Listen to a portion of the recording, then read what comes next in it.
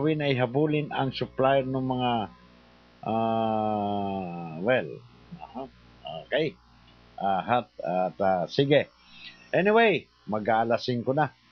Mag-aalas 6 na. Maraming salamat, Althea. Thank you po, sir. At ilang araw ba ang OJT mo rito? 100 hours lang po, mga 2 weeks. 100 hours. So, next week nandito ka pa? Apo. So, pinakikinggan ka doon sa Cavite ngayon? Hello po kung nakikinig sila sa tita ko, kay Duday, at kay Kuya. Si Sir Jude Del Rosario po, kung nakikinig. Sino yon? Teacher ko po. Ayun, sana nakikinig siya. At yung boyfriend mo, hindi mo babanggitin? Wala po. Wala po. Mga kamag-anak mo sa Iloilo? Opo, hello sa mga kamag-anak ko sa Iloilo. Mayong hapon sa mga taga Mayong gabi Iloilo. na. Mayong gabi na. Gabi. Okay. Anyway, maraming salamat, Althea. At paki-off ng microphone. Ayun, nadali mo. At mamaya hong hating gabi, magsasagutan tayo. Ito may kaugnayan sa kagutuman. Alam mo ninyo, yung walang trabaho nagpakamatay. Yung nagugutom nagpakamatay. Yan ang pag-uusapan natin. Lalong-lalo na ngayon. Napakarami na naman. Nakaamba ang pagtaas ng presyo ng produktong petrolyo this week. Nako. Tiyak. Tiyak. Papaano na yon? Yan ang pag-uusapan natin mamayang hating gabi. Magsasagutan tayo at magdebate tayo sa ating sagutan mamayang hating gabi po. Alas 12:15 hanggang umaga na po yan. Alas 4 magsagutan tayo. Well, tuloy-tuloy natin. At mayroon pa bang tawag? Sandali lamang, Rene. Kung mayroon pang tawag. Wala na? Okay, wala na. At sabi ko nga sa inyo, maraming pumapabor, maraming hindi pumapabor sa pagbili nitong parts na ito, na sasakyan, isang sports car na hilig naman, talagang hilig ni President Noynoy Aquino.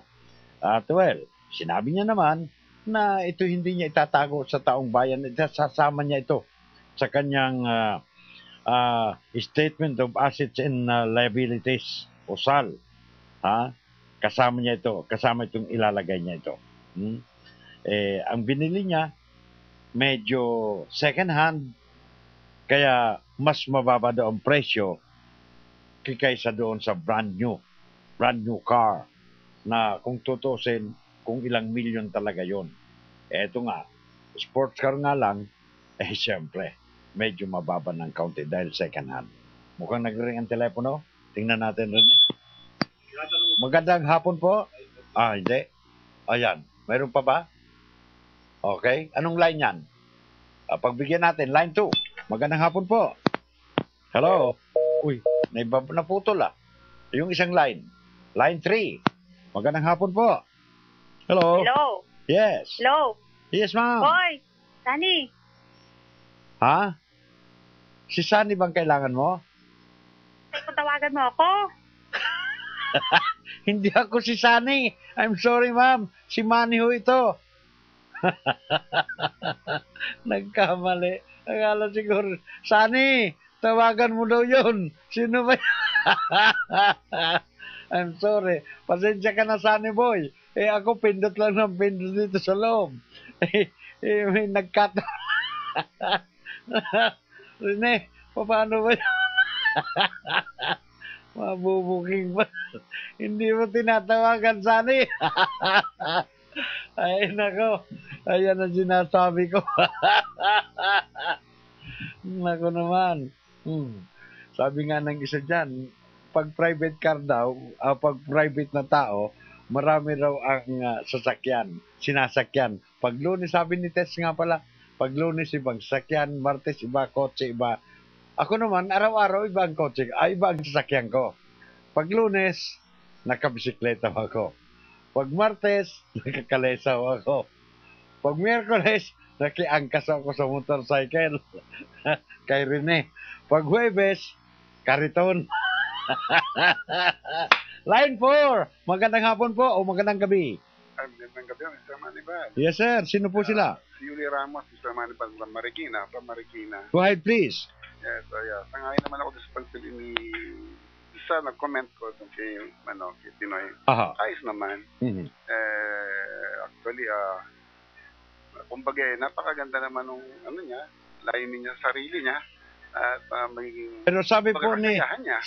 Bishop Iñiguez, wrong timing daw ang pagbili niya. Well, siguro para sa akin na yan, no? Kung para sa akin, Opo. hindi naman siguro dahil sa sabi ko, kumbaga kung sa akin yun, sariling pera ko naman. Aha. Diba? Para magkaroon wrong time. Dahil ito naman nangyayari sa atin, sabihin nila, naghihirap, ganito. Although matagal na yan, Di ba, Mr. Manny, matagal na rin yung nangyayari na naghihirap yung mga tao. Well, anyway, ini-issue lang talaga nila. Basta ikaw, okay lang dahil pera nyo naman ginagamit at hindi pera ng bayan. Yes, Mr. Manny. Maraming salamat po. Ay, maraming salamat sa Mr. Manny. Okay. Pansamantalang namamala, mga inyong kaibigan sa DCRH. Sa ngalan ni Rene, na makakasama ko sa February. Tama ba, Rene? Madaling araw, kami na naman, ha? Ilang tagal, nagkasama tayo last, what you call that? Last September ba? O August? Agosto? July, August. Ayun. Ngayon, February hanggang March. Magkakasama naman tayo. Siya ang tagabasa ko ng text messages, pero mayroon na ngayon. Tagabasa ko si Althea. Siya ang tagabasa ko ng mga text messages. Ha? So, pansamantalang namamala, mga inyong kaibigan sa DCRH. I'm Manny Bala. I'm from Mayong Volcano Country. Muling babalik. Alas 12:15 mamaya sa ating sagutan. Magdidebate tayo sa ating sagutan mamaya hanggang alas 4.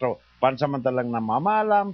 Of course, sa lahat ng nakinig sa atin, maraming salamat po sa inyong lahat sa ating palatuntunan. Palatuntunan ng bayan. Ng mamamayan. Tinig. Ng mamamayan. Tinig. Ng mamamayan. May tanong ka bang nangangailangan ng sagot? Tanong na matagal mo nang ipinagtatanong pero wala kang makuhang sagot. Wish mo bang magkaroon ng sariling research team para malaman ang mga bagay-bagay?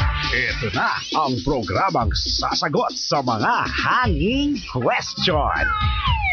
Gets mo? Now you know. Kaya magpadala na ng mga questions mo. As in, kahit ano. Sa Now You Know at mdcradio.net. Huwag kalilimutang ilagay ang inyong pangalan, address, cellphone, or telephone number every Saturday. Gets mo? Now you know.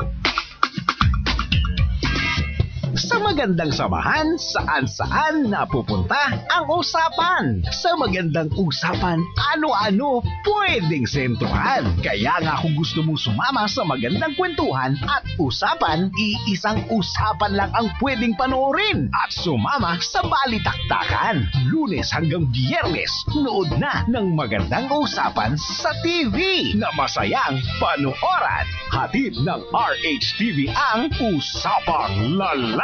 Araw-araw na usapan, gaganda pagkasama ka. Alas 12:30 hanggang 1:30 ng hapon. Lahat pwedeng pag-usapan, pati kayo, kababaihan. Usapang Lalaki sa RHTV.